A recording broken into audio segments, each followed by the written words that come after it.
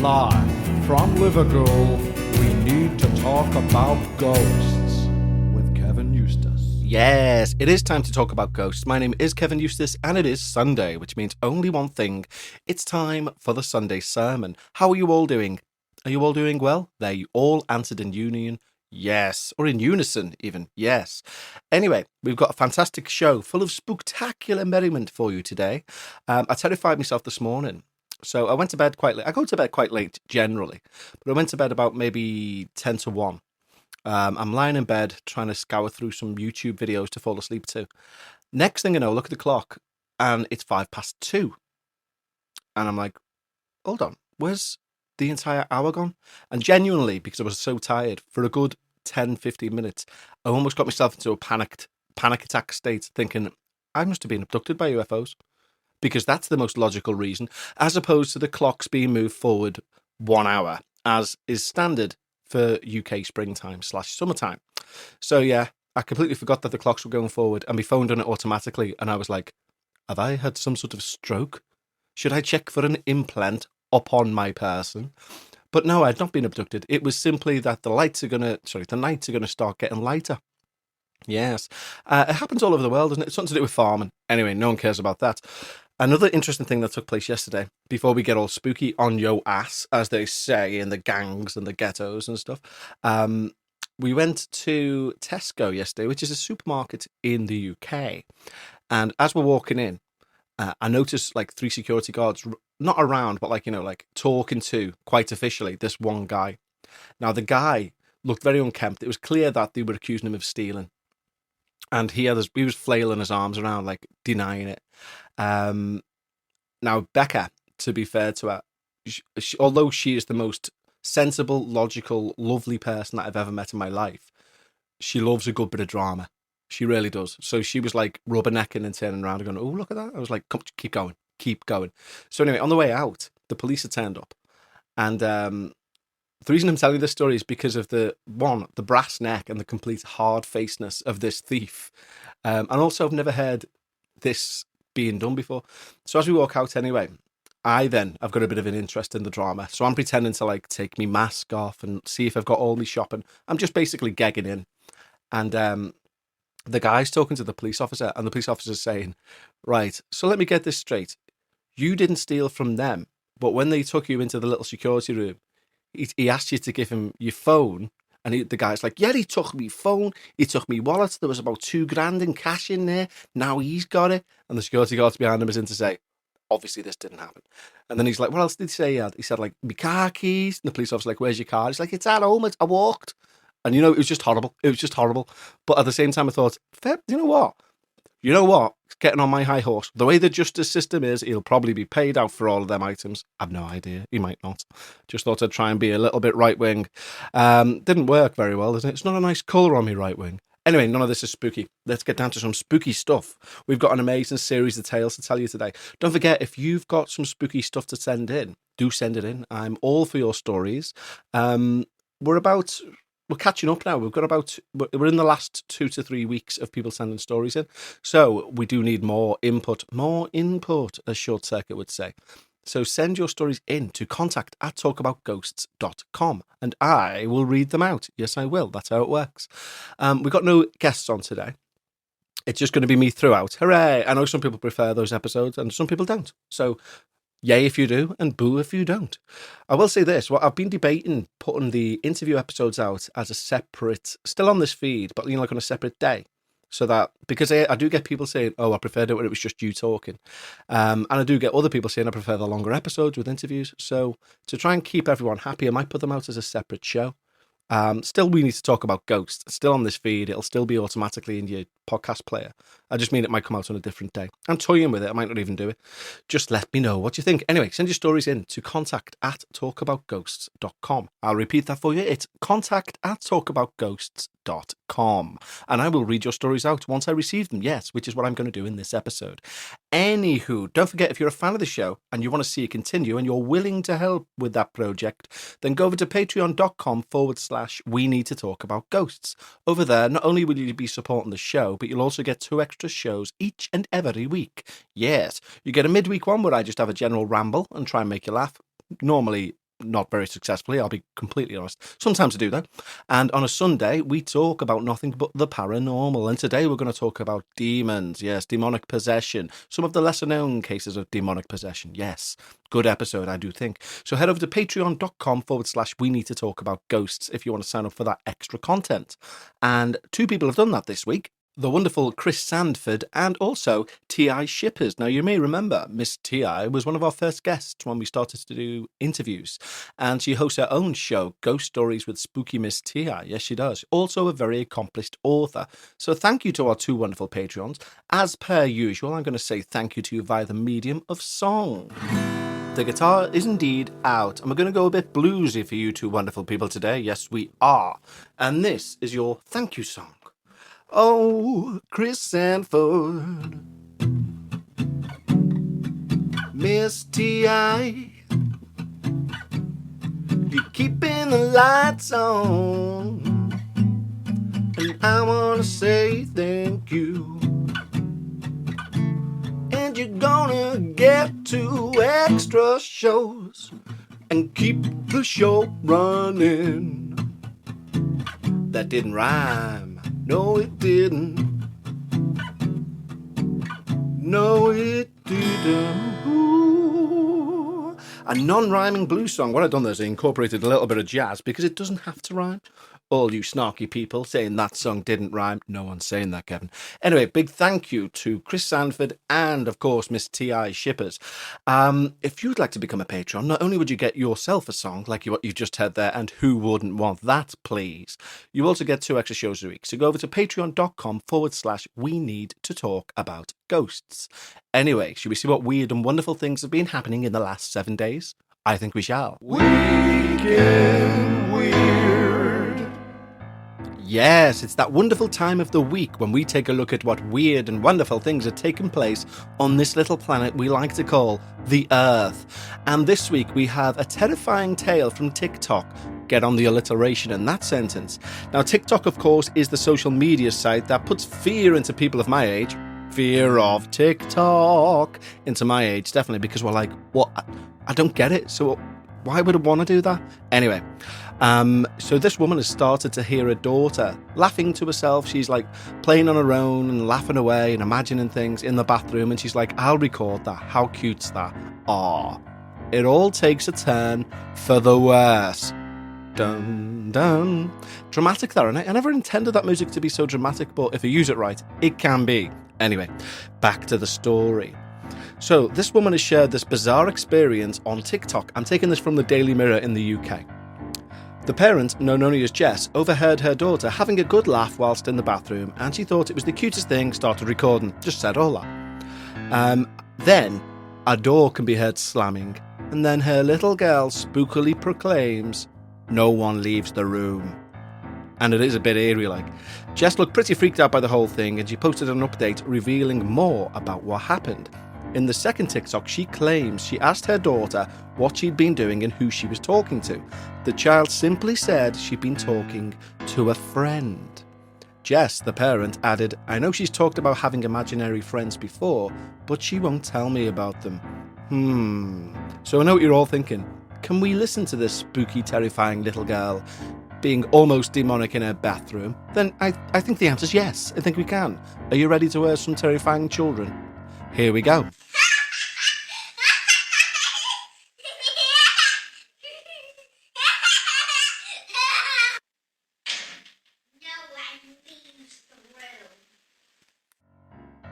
Hello, is that Pant Wetters Anonymous? Yes, I'd like to sign up for your introductory offer, please.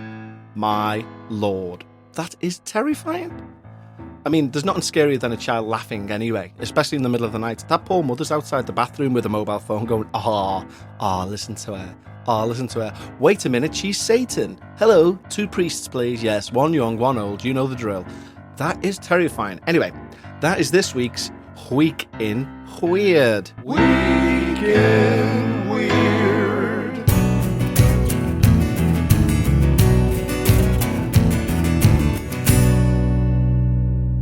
Now, we're going to start off today's story section with an update.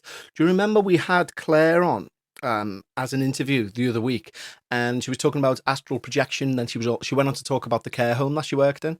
Well, we've had an update from her because one of the stories she said about the care home was that some residents would occasionally encounter these like spirit children within the care home, and she sent an update on this. So I'll read this, obviously, because that's the point of the show. Well done, Kev. Well spotted. Claire writes in, "Hi, Kev." Hi, Claire. "I've been on annual leave from the week prior and up to our video call. I returned to work and was able to ask the most recent resident to encounter the two children about her experience of them.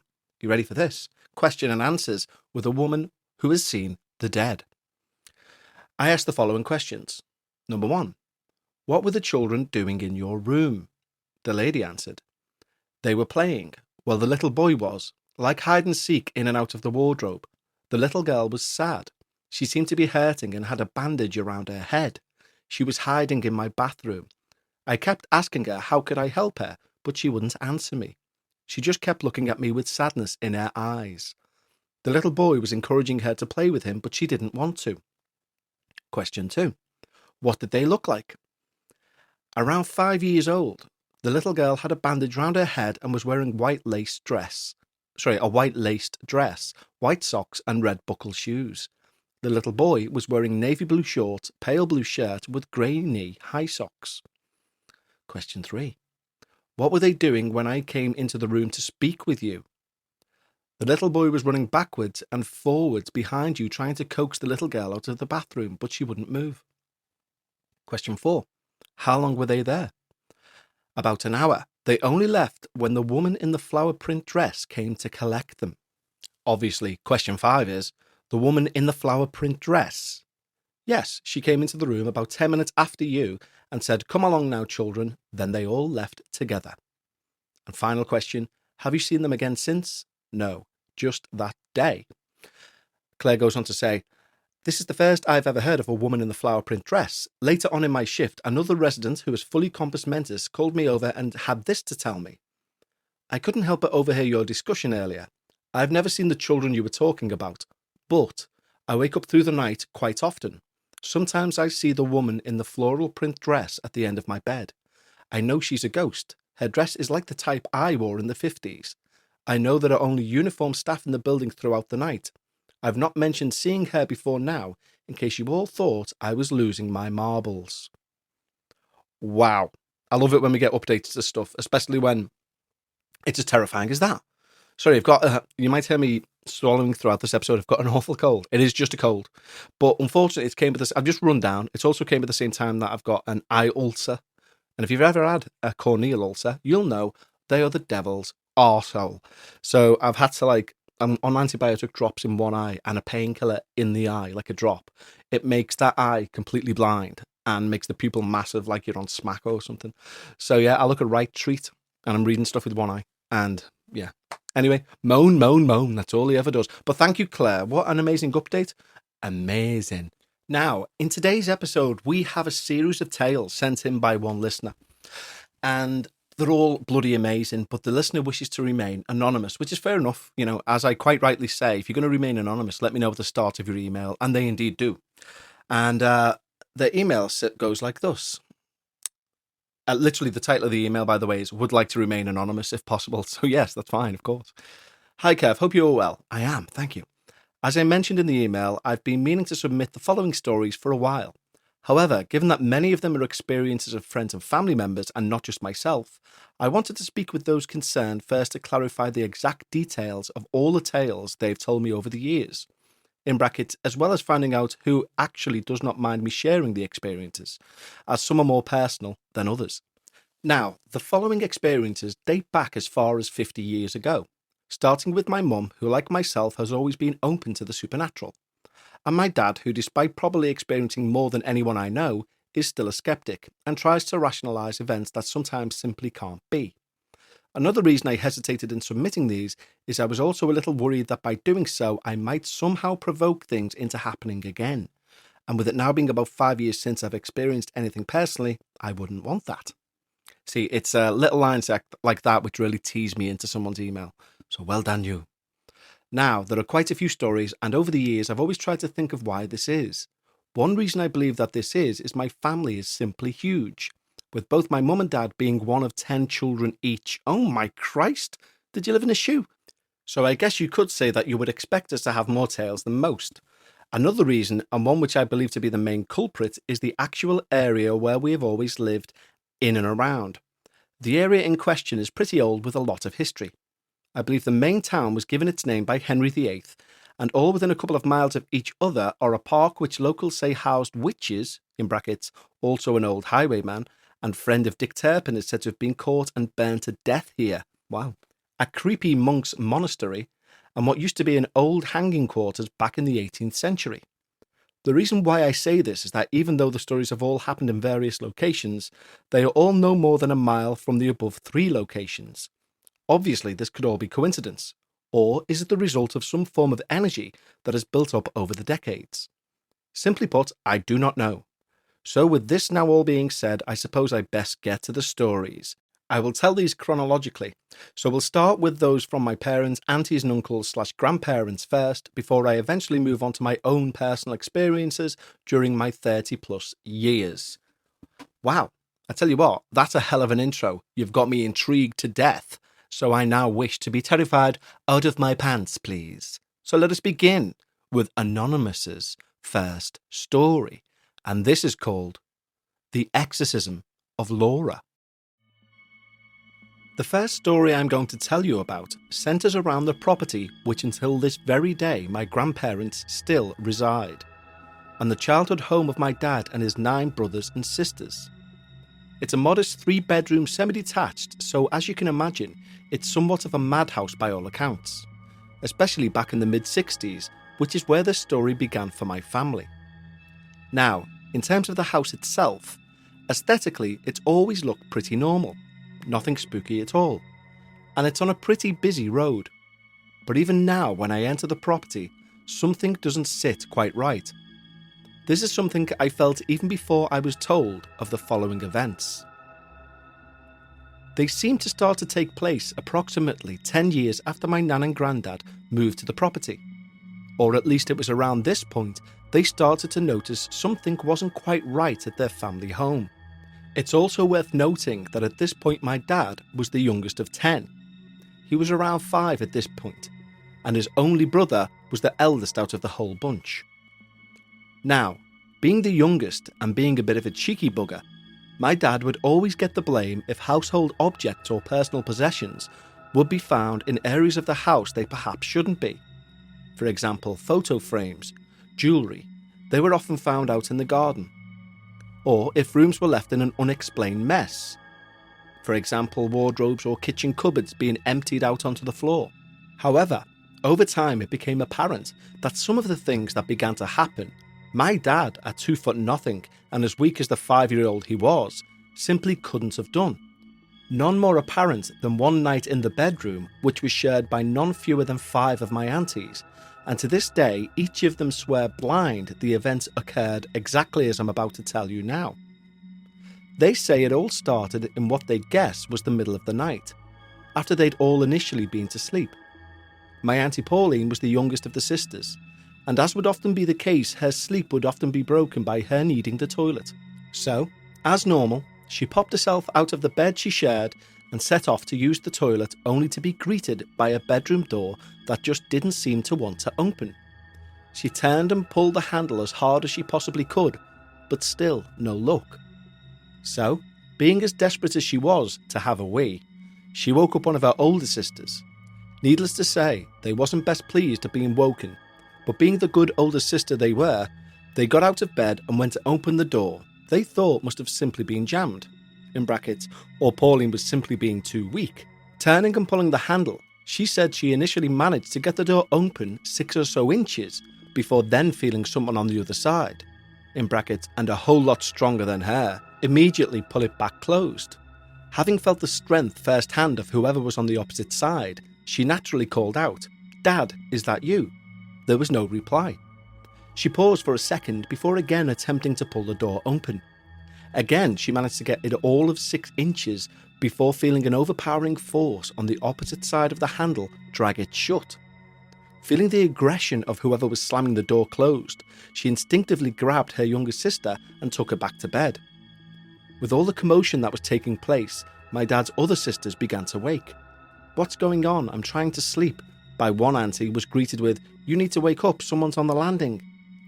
Obviously, this now grabbed the attention of everybody in the room, and as you would expect, everybody's eyes were now fixed firmly on the door. As they all watched intently, the door handle began to turn gently back and forth, almost like someone was unsure as to whether or not they wanted to enter. However, within a matter of seconds, the gentle twist turned into the handle shaking and twisting uncontrollably, causing what seemed like the whole door frame to shake. Eyes widened, my aunties were simply stunned, their young heads trying to rationalise what could be going on. But things were only going to become even more unexplainable. Next to the door was a chest of drawers, heavy in weight and full to the brim with clothes. Despite this, it now began to shake, and before the eyes of my disbelieving aunties, the drawers began to open and close of their own free will. Worryingly, it seemed whatever was just on the opposite side of the door was now in the bedroom. In their words, we screamed the house down until both my nan and granddad burst through the door, only to be greeted by 5 hysterical girls and a half-open chest of drawers. They themselves had heard nothing at all until the screams of my aunties rang throughout the house. Somehow they managed to settle my aunties down, telling them we must have had an earthquake. The following morning, nothing was spoken about, not even between the sisters, and the following night it all appeared normal.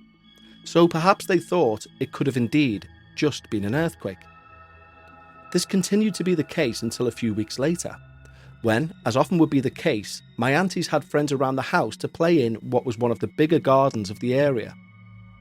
They said it was a sunny Saturday or Sunday afternoon, and they were about to start a game of tag, or something of that nature.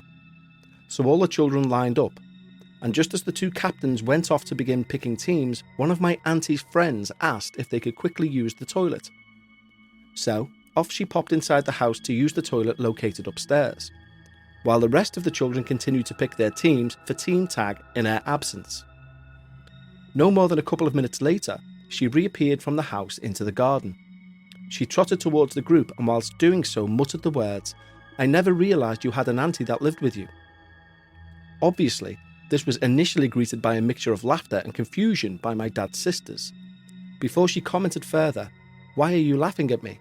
I've just seen a lady on your landing. She was there when I went to the toilet and she was still there when I came out, and it definitely wasn't your mum."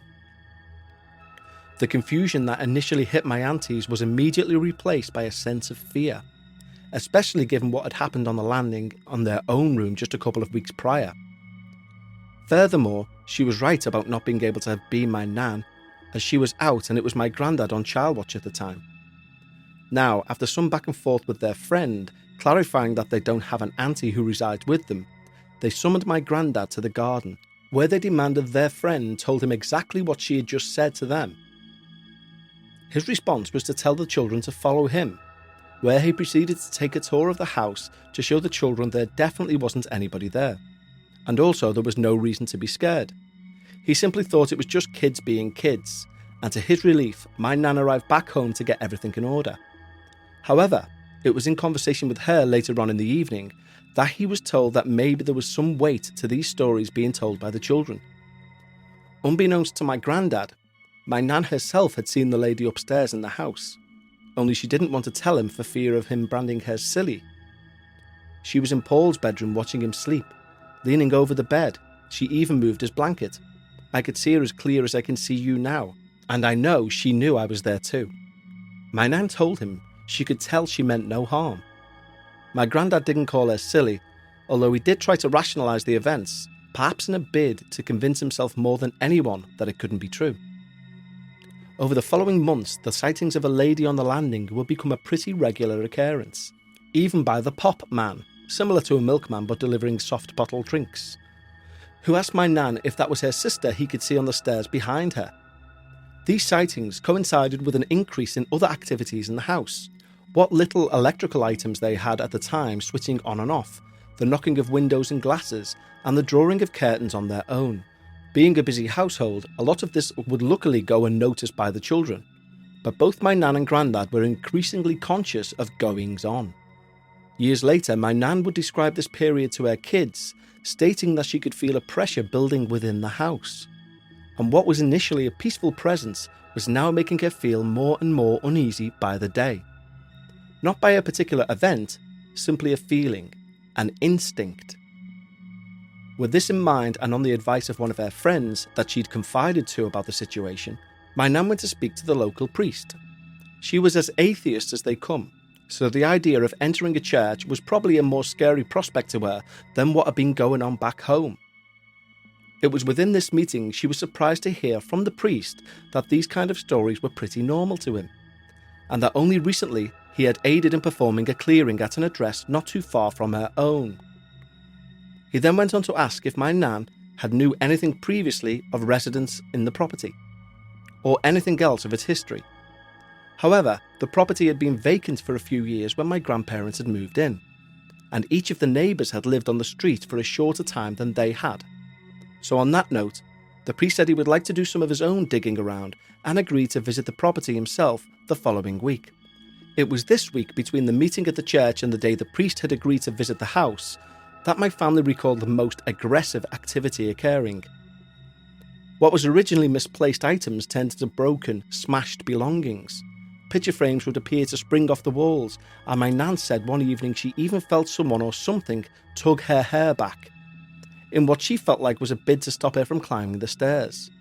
In brackets, everybody else had already been in bed a while at this point. Perhaps, though, the most weird thing of all, and something I've never really heard about before, was a visible increase in condensation in the house. My aunties recall the house feeling muggy, and not just in the kitchen or bathroom, but literally every single room. Furthermore, during this week, the shaking of the girl's bedroom door handle and chest of drawers would occur nightly. My nan said it was almost as though whatever it was well aware of her visit to the priest and her intention to get rid. Following this week of hell, the priest arrived, as he had agreed to, at the property, where my family proceeded to tell him about that week's occurrences. He himself said that upon entering the house he immediately could sense an unhappy spirit, but that he also had some news regarding the history of the house and what the root of all this activity could be. With the children in the garden playing, the priest proceeded to tell my grandparents that some years prior to them moving into the property, the house belonged to a family of 3, a married couple and their 5-year-old son, and it was his belief that the spirit in the property was that of the mother or wife. The reason for this being that through his research, he discovered that whilst she was on a trip back to Scotland, where the family originally moved from, her husband and son were tragically killed in a motor accident not too far from the family home. He would then go on to tell my grandparents that the lady in question name was Laura, and that not long after laying her husband and son to rest, she sadly hung herself in what was now their family home. Greeted with this explanation, my granddad once told of how my nan cried her eyes out for no reason other than sympathy for this poor woman. She simply couldn't imagine the heartbreak she must have went through, and she said this might explain why she once saw Laura checking over her own son, who was 5 himself at the time. This revelation prompted my nan to say Laura can stay. It's just as much her home as ours. However, the priest felt that it was important my nan put this emotion to the back of her mind, particularly given the recent increase in activity, and also with the activity becoming physical. My granddad agreed with the priest, and finally, with my nan's blessing, they set a day for the exorcism of Laura's spirit to take place. It's at this point none of my aunties can recall exactly what went on during the procedure, and it's something that neither my nan nor granddad spoke about. Perhaps they felt a sense of guilt, I'm not entirely sure.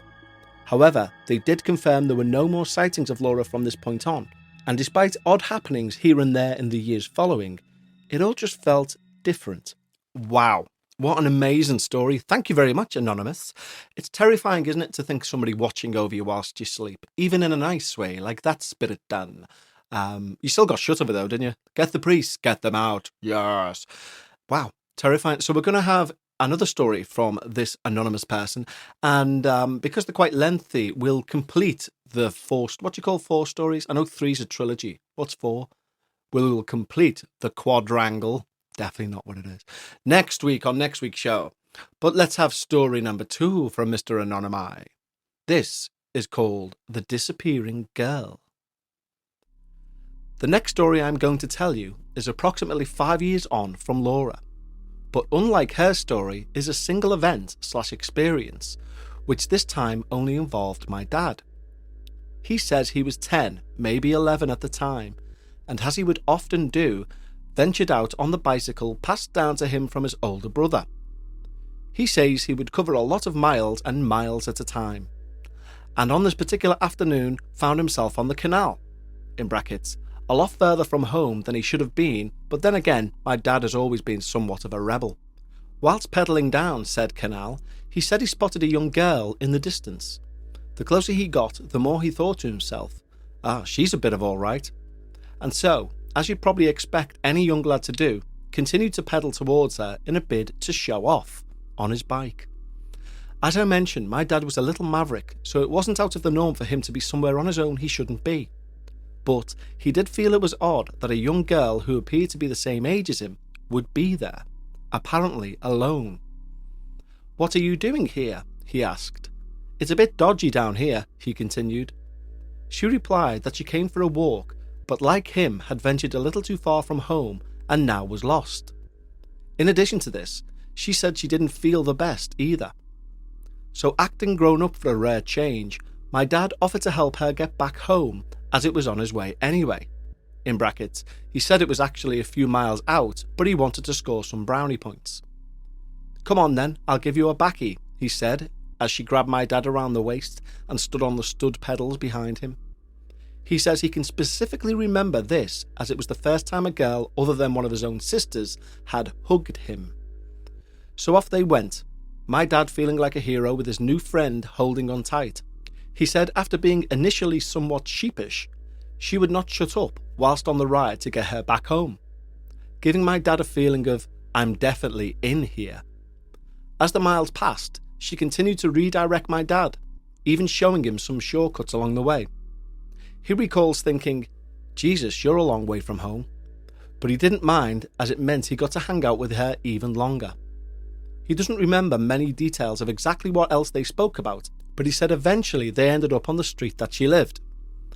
"Mine's the second to the last house on the right," she said as my dad gave the pedals one last burst of acceleration to complete his rescue mission and save the damsel in distress.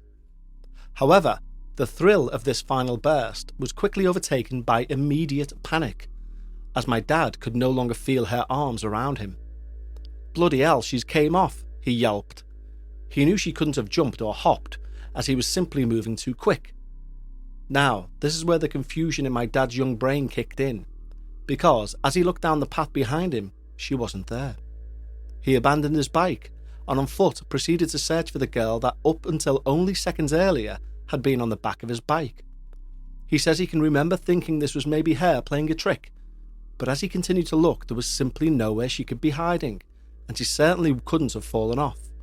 "Wow, this is mad," were his next thoughts. Now, almost angry at the thought of being the victim of someone else's joke, he decided to go and knock on the door of the house where she lived. He approached the house, and as he did, he noticed that there were people sat in the living room, one of which spotted my dad and in doing so got up to greet my dad at the door. "Hello, young man, how can I help you?" A young girl then ran up behind this man. It wasn't the same girl my dad had earlier rescued, but she did look quite similar. This seemed to confirm to my dad that the girl in question must indeed have lived here as well. "I think I've just had your daughter on the back of my bike, but now I don't know where she is. Has she snuck in here?" he muttered. "This is my daughter here, and I can assure you she's been here with me all day," the man replied, almost laughing as he did. "She looks like her, but a bit older. She said she was the same age as me. She was literally just here," my dad replied frustratingly. To this, there was no response from the man in the doorway, and he certainly wasn't chuckling anymore. "I was on the canal, and she said she was lost, so I brought her all the way back here, but now she's gone. She looks like her, but older," he kept repeating. To this day, my dad says he can remember the colour draining out of the man's face. "You're not taking the piss, are you, son?" finally replied the man. This confused my dad as he was simply trying to do something nice, for a change, and now he felt like he was being accused of somehow doing something wrong. She was on my bike. She told me where to come. You're definitely not telling lies? Asked the man, at this point with his eyes watery and his hands visibly shaking. Why would I? Said my dad, appearing now to accept that my dad was telling him the truth. After all, why would he be lying? He proceeded to question him further, not in an aggressive or querying manner, more like he just wanted to know. My dad told him all he experienced, but was still none the wiser himself as to where the girl had gone that was holding onto his waist for over half an hour. Managing to regain his composure, the gentleman explained to my dad that he believed the girl was indeed his daughter. However, my dad could never have anticipated what he was about to be told next. Crushingly, the man revealed that he had another daughter, similar age to my dad, who had passed away 18 months prior, following an incident on the same canal. He didn't say exactly what that incident was, but told my dad this is who he believes was on the back of his bike, and in somewhat a turnaround of events, he thanked my dad for the message. My dad didn't probe for any further details, and even in all the years since, has never sought to find out anything more. In his eyes, he believes in what the man was telling him, and the man believed what my dad was telling him, and that's all that he needed. Wow, it's beautiful. I mean, I normally don't like stories where it's a bit lovey-dovey and it's like, I got a message for ya. But that's both terrifying and beautiful at the same time, so I like that. Imagine seeing a ghost girl at the canal, giving her a baccy or a lift, and then her going, yeah, take me home, please. And when you get there, that exact thing's happen. Her dad says, no, she's dead. She's dead. You've got a ghost on the back of your bike. I'd be like, oh my God, can I please have a new seat for my bike, mother?